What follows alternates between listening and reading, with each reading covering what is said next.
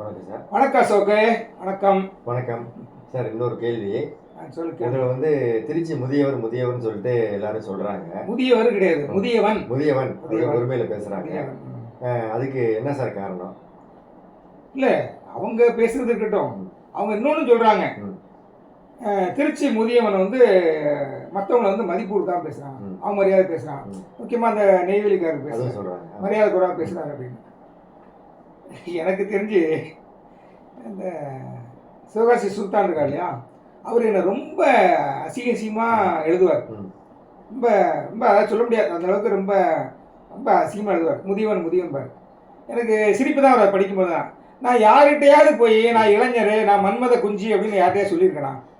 யார்கிட்டயா நான் பேசியிருக்கேனா? சரி, இந்த மாதிரி என்ன முதியவன் சொல்கிற நபர்கள்லாம் எனக்கு யாரும் தெரியும். அவங்கெல்லாம் தயவு செய்து உங்களை கையெடுத்து கும்பிட்றேன், நீங்கள் கண்ணாடி முன்னாடி போய் நில்லுங்க.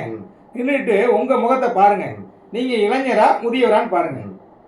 ஒருவேளை நீங்கள் இளைஞராக இருந்தால், ஒரு இளைஞர்களோட என்ன கமெண்டில் கழிவு ஊற்றலாம், ஊற்றி செய்வானுங்க. அந்த இளைஞர்களும் ஒரு காலத்தில் உங்கள் அப்பா மாதிரி முதியவராக ஆகத்தான் செய்வீங்க. அது ஒன்று, அந்த அவேர்னஸ் வேணும். சரி, நான் யார் ஆவேன்னு பேசுகிறேன், நீங்கள் கவனிச்சு பாருங்க.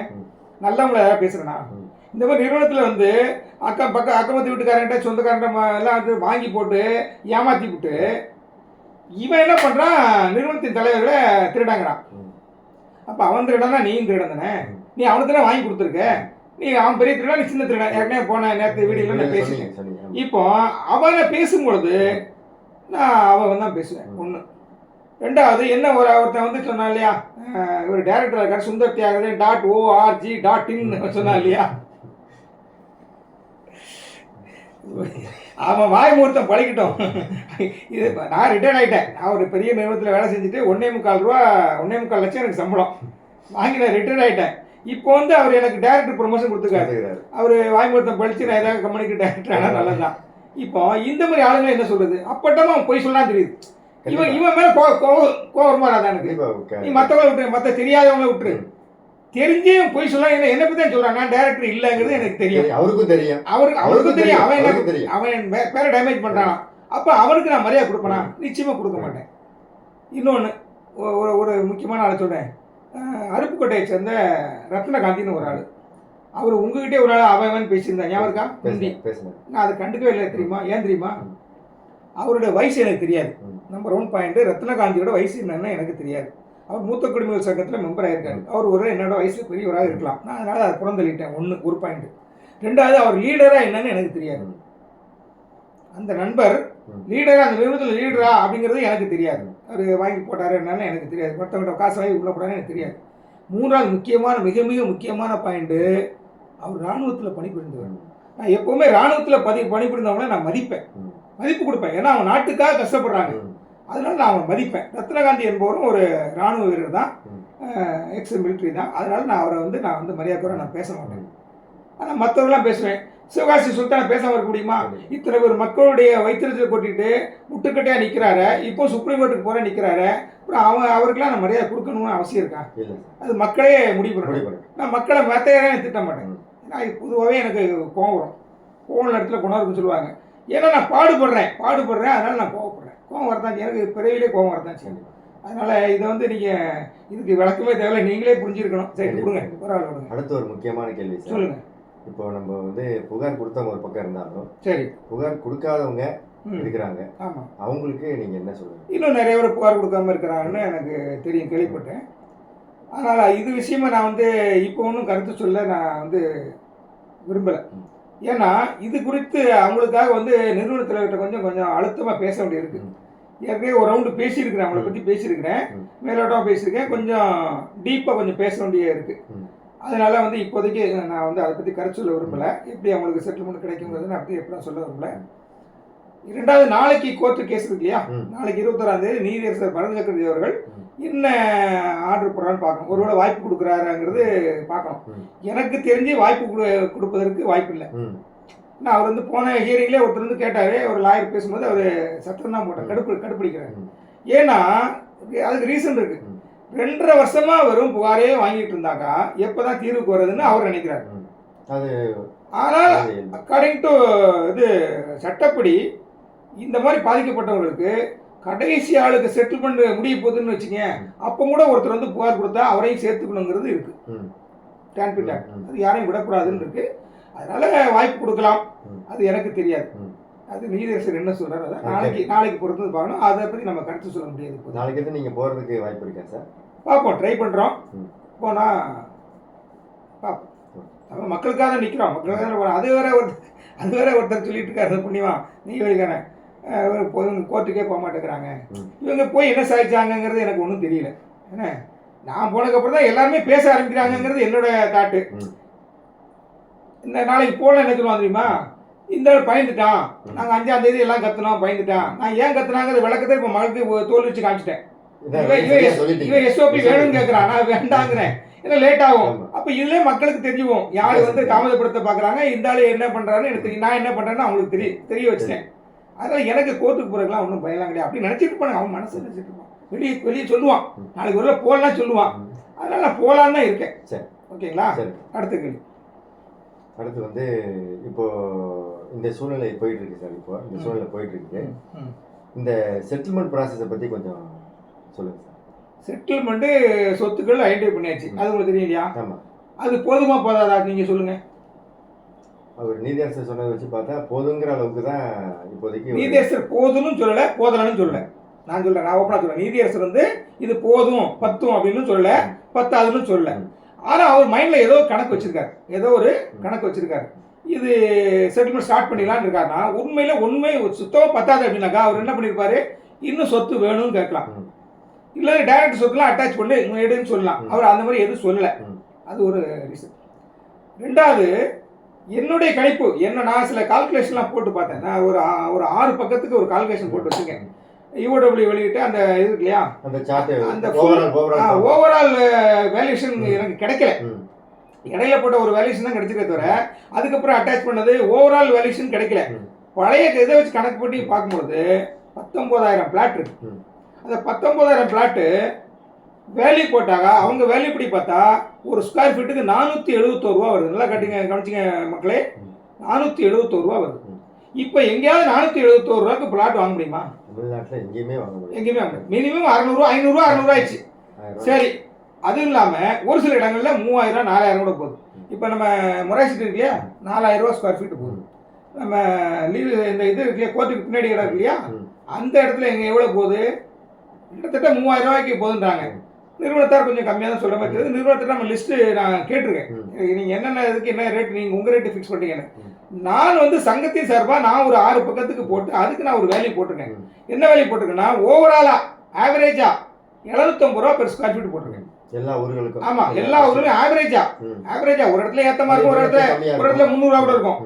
ஆவரேஜாக 750 ரூபா போட்டிருக்கேன். ஒரு கணிசமான ஒரு அமௌண்ட் வருது. அப்போ செட்டில்மெண்ட்டுக்கு கணிசமான ஒரு அமௌண்ட் வருது. ஆனால் 10 மாதம் இது பத்தாது. என் கணக்குப்படி இது பத்தாது, பிளாட்டுகள் பத்தாது. ஏன்னா 19,000 பிளாட் தான் இருக்கு. இந்த 19,000 பிளாட்டை ஆளுக்கு ஒரு பிளாட்டு பிரித்து கொடுத்தா கூட 19,000 பேருக்கு தான் கொடுக்க முடியும்.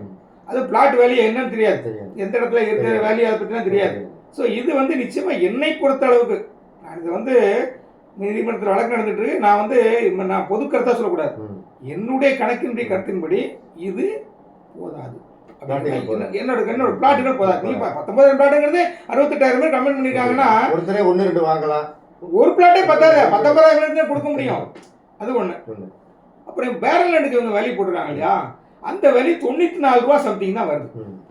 94 ரூபா ஒரு ஸ்கொயர் ஃபீட். இந்த கணக்குப்படி அவங்க அப்படியே பேரல் லேண்டை அப்படியே ஏல விட்டாங்கன்னா ஒரு ஸ்கொயர் ஃபீட்டுக்கு 94 ரூபா சம்திங் தான் வருது, சில்லறை தான் வருது. 100 ரூபான்னு வச்சுங்களேன்.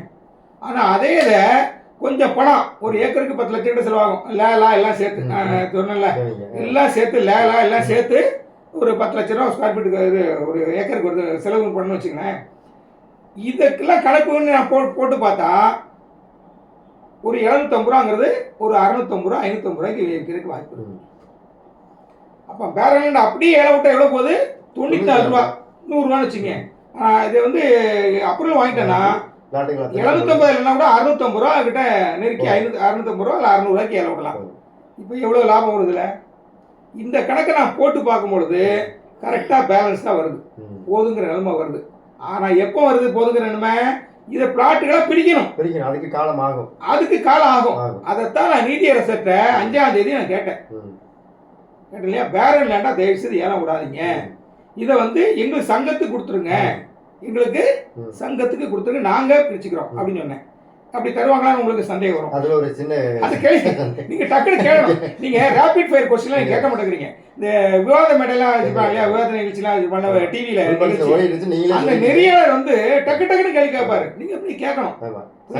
அதாவது சங்கத்துக்கு எப்படி கொடுப்பாங்க, அதுல ஏதாச்சும் நடைமுறை நானே எடுத்து கொடுக்க நடைமுறை சாத்தியம் இருக்கா, அப்படியே கொடுத்தாலும். அதாவது என்னை பொறுத்த அளவுக்கு இது வந்து மதில் மேல் பூனை தான், 50-50 தான். கொடுப்பாரா மாட்டாராங்கிறது அவருடைய மனநிலை பொறுத்தது. ஆனால் நிறுவனத்துக்கு கண்டிப்பாக அந்த வாய்ப்பை கொடுக்க மாட்டார். ஆனால் நான் என்ன கேட்குறேன்னா, எங்களிடம் சங்கத்திடம் தர வேண்டாம், நீங்கள் ஒரு கமிட்டி போடுங்க, அந்த அப்ரூவல் வாங்குற ஒரு கமிட்டி போடுங்க, சீக்கிரமாக வாங்குறதுக்கு நீங்களே ஒரு ஆர்டர் போடுங்க. நீதியரசர் ஆர்டர் போட்டாலும் கொஞ்சம் ஓரளவுக்கு டிடிசிபி அப்ரூவல்லாம் கொடுத்துருவாங்க. புரியுதா? இப்போ இந்த அரசு மேலே ஒரு அதிருப்தி இருக்கு, முதலீட்டு இவங்களுக்கு ரியல் எஸ்டேட் பிஸ்னஸ் பண்ணுறவங்களும் ஒரு அதிருப்தி இருக்கு. என்ன அதிருப்தினா, மற்றவங்களுக்கு தான் அப்ரூவல் லேட்டாக கொடுக்குறாங்க. இந்த இவர் கால யார் பிஜேபி முன்னாள் தலைவர் பேர் என்ன, ஒரு எஸ்பியாக இருந்தார், இவர் எஸ்பியாக இருந்தார்ல, அண்ணாமலை 2 வருஷத்துக்கு முன்னாடியே ஒரு வீடியோவில் பேசியிருக்கிறார், யூடியூப்பில் பேசியிருக்கிறார். இந்த மாதிரி இவங்க ஆட்சிக்கு வந்த பிறகு ஒரு குறிப்பிட்ட ஒரு நிறுவனத்துக்கு மட்டும் சிஎம்டிஏ அப்ரூவல், டிடிசி அப்ரூவல்லாம் கொடுக்குறாங்க, அவங்க ஊரு பூரா அது அந்த இதை ப்ராஜெக்டை விரிவுபடுத்தி வச்சுருக்காங்க, ஆனால் மற்றவங்களுக்கு யாரும் தரதில்லை அப்படிங்கிற ஒரு குற்றச்சாட்டை நான் சொல்லலை, மக்களே நான் சொல்லலை.